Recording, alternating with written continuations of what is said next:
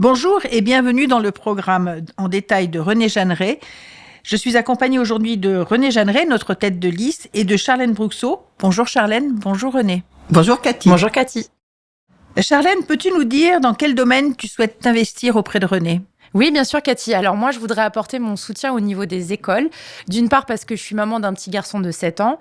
Donc, je côtoie régulièrement les enfants, les parents, les institutrices.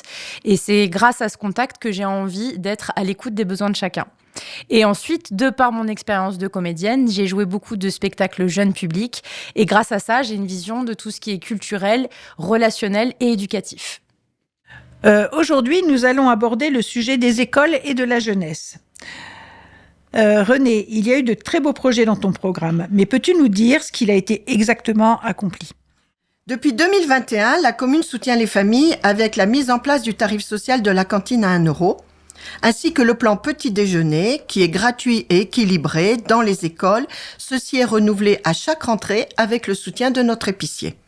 Il y a également la mise en place du PEDT, c'est le plan projet éducatif du territoire dans le déploiement du plan du mercredi avec des sorties découvertes autour de Régus, des activités éducatives et ludiques sur les temps périscolaires et les temps aussi extrascolaires et les pauses méridiennes. Donc, la directrice du centre aéré propose des projets pédagogiques, éducatifs et des sorties de qualité soutenus par les élus. Depuis 4 ans, les enfants bénéficient du cycle natation en partenariat avec le camping du village. Il y a aussi les colonies apprenantes, il y a des séjours, des camps pour ados et tout ceci sera reconduit. Donc nous préservons ce qui existe. Merci René. Donc, comme vous venez de le dire, nous préservons tout ce qui existe. Charlène, comment innover et dynamiser ta partie ? Comme le disait René, le dispositif des menus à 1 € est quelque chose qui nous tient énormément à cœur et sera reconduit pour plusieurs raisons. Réduire les inégalités, soutenir les familles en difficulté pour alléger leur budget et pour plus de solidarité collective.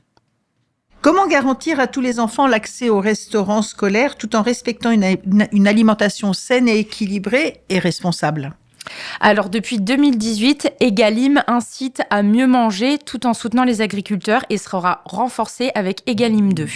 Concrètement, ça consiste à proposer des produits durables et de qualité, c'est-à-dire bio et en circuit court.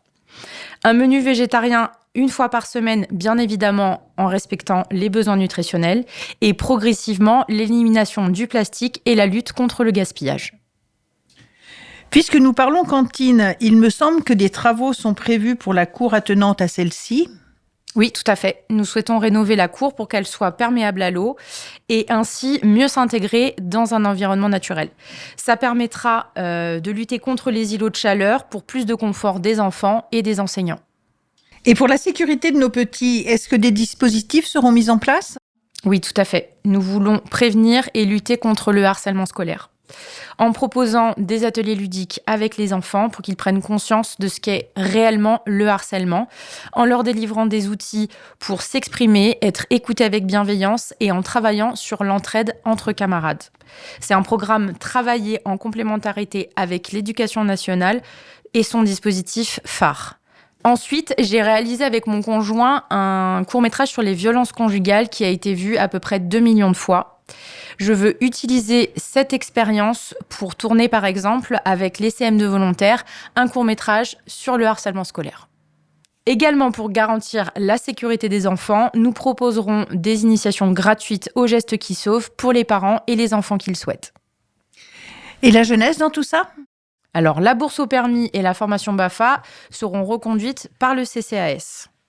D'autre part, nous voulons encourager le CMJ, le Conseil municipal des jeunes, à s'impliquer dans la vie communale et être acteurs, leur donner la parole et les aider à accomplir leurs projets en partenariat avec le centre de loisirs et d'autres partenaires, et s'inscrire dans des événements comme la fête de la science, l'environnement et Nettoyons le Sud.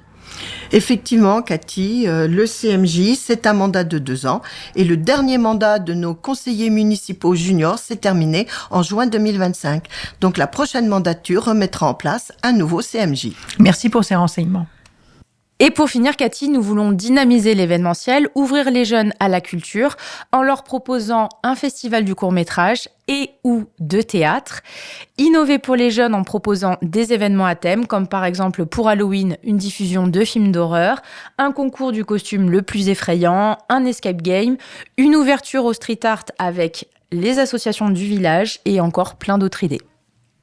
Eh bien, René, Charlène, je vous remercie pour toutes ces informations et je vous dis à très bientôt dans un nouvel épisode, le programme en détail de René Jeanneret. Merci et à très bientôt.